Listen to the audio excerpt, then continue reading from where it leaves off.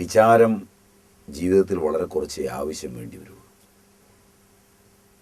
ആരോടെങ്കിലും എതിർക്കേണ്ടി വരുമ്പോൾ വിചാരമാവേണ്ടത്. അതുപോലെ തന്നെ എന്തെങ്കിലും കാര്യം നേടുന്നതിന് പോകുമ്പോൾ വിചാരമാണ് വേണ്ടത്.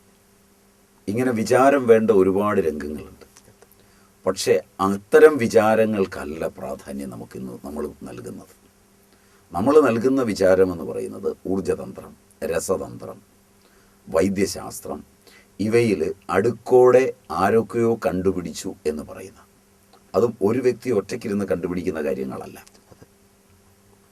ഒരു കോശത്തെക്കുറിച്ചുള്ള പഠനം തന്നെ എടുത്താൽ കുറച്ച് നാളത്തേക്ക് ഒരാൾ കണ്ടുപിടിക്കുകയെന്ന്, അയാൾ ഒരെണ്ണം കണ്ടെത്തിയെന്ന് പറഞ്ഞൊരു പുസ്തകം എഴുതി കഴിഞ്ഞാൽ അടുത്തയാൾ അതിനെ തുടർന്നുള്ള കണ്ടുപിടുത്തത്തിനാണ് പോകുന്നത്. വിചാരപൂർവം പോകുമ്പോൾ വിചാരത്തിൻ്റെ രീതിവിധാനത്തിന് വ്യത്യാസം വന്നാൽ വിചാരം തരുന്ന ഫലങ്ങൾക്ക് വ്യത്യാസം വരും. പറയുന്നത് മനസ്സിലായി സ്വാമിജി. നമ്മൾ ഏതൊരു കാര്യവും വിചാരപൂർവം ഒരു പുസ്തകം എഴുതി കഴിഞ്ഞ് വിചാരത്തോടു കൂടി ആ പുസ്തകവും വേറൊരു പുസ്തകവും വെച്ചുകൊണ്ട് ചിന്തിക്കുകയാണെങ്കിൽ വിചാരത്തിന് മറ്റൊരു തലവാ കിട്ടുന്നത്. ഇപ്പോൾ വിചാരത്തിൻ്റെ സ്വാഭാവികമായൊരു വികാസം ഉണ്ടാവണം. അതുണ്ടാവാറില്ല. കൃത്യമായൊരു റിസൾട്ട് ലക്ഷ്യമാക്കിയാണ് വിചാരം പോകുന്നത്. ഇതാണ് നമുക്ക് 10-25 കൊല്ലത്തെ വിദ്യാഭ്യാസത്തിലൂടെ കിട്ടുന്നത്. അങ്ങനെ വിദ്യാഭ്യാസം കിട്ടുമ്പോൾ നമ്മളുടെ വികാരത്തെ നോക്കിക്കാണുവാനോ അന്യൻ്റെ വികാരത്തെ മനസ്സിലാക്കുവാനോ ഉള്ള വിദ്യാഭ്യാസം നമുക്കില്ല. മറ്റൊരു തലത്തിൽ പറഞ്ഞാൽ വൈകാരിക വിദ്യാഭ്യാസം നമുക്കില്ല.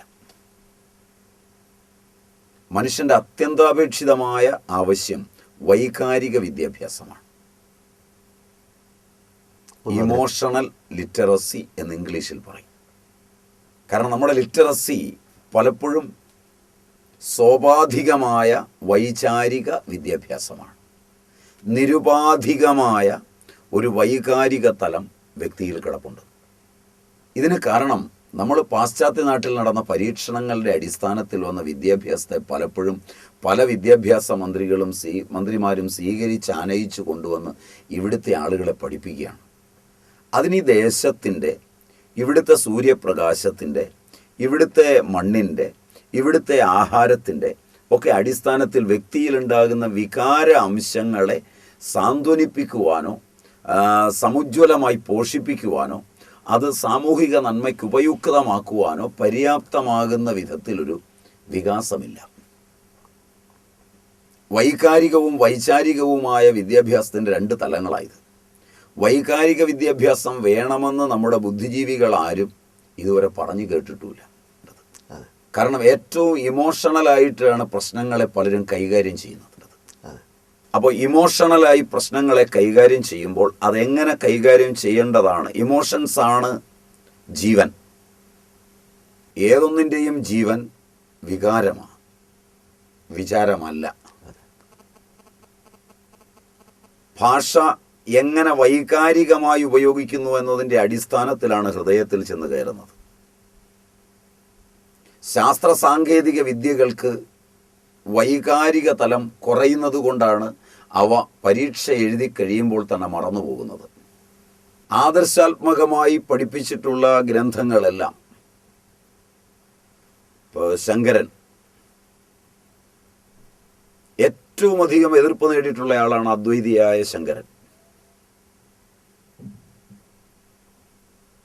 എതിർക്കുന്ന എല്ലാ വ്യക്തിയെയും എടുത്താൽ വൈകാരികതയിൽ നിന്നുകൊണ്ടാണ് എതിർക്കുന്നത്, ദാർശനികമായല്ല എന്ന് അല്പം ചിന്തിച്ചാൽ ബോധ്യമാവും. ഒരുപക്ഷെ ഇന്ത്യയിൽ ഏറ്റവും അധികം വെറുക്കപ്പെടുകയോ എതിർക്കപ്പെടുകയോ ചെയ്തത്,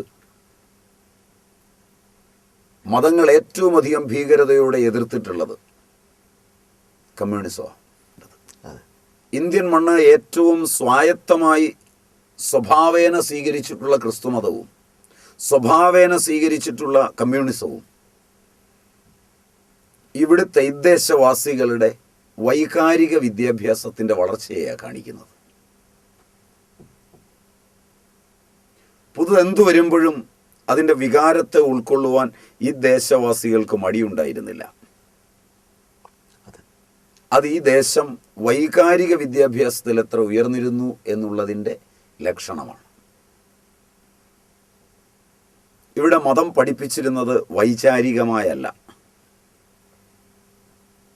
എപ്പോൾ മതം വൈചാരികമായി പഠിപ്പിക്കുവാൻ സംഘടനകളുണ്ടായി, അപ്പോൾ പ്രസ്ഥാനത്തിന് മാറ്റം വരും.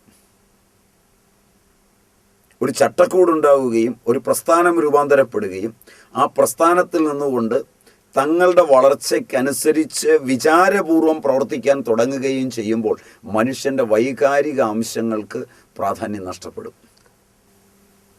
ഇപ്പോൾ കമ്മ്യൂണിസ്റ്റ് പ്രസ്ഥാനത്തിന് ഒരു പ്രശ്നത്തിൽ തീരുമാനമെടുക്കണമെന്നുണ്ടെങ്കിൽ പ്രസ്ഥാനത്തിൻ്റെ വളർച്ച, അതിലെ നേതൃത്വത്തിൻ്റെ കാര്യങ്ങളൊക്കെ തീരുമാനിക്കേണ്ട ഒരു ലെവൽ വരുമ്പോൾ ആ പ്രസ്ഥാനം നിലകൊള്ളുന്ന ആദർശാത്മകമായ പ്രത്യയശാസ്ത്രപരമായ സത്യസന്ധതയ്ക്ക് മങ്ങലേൽക്കും.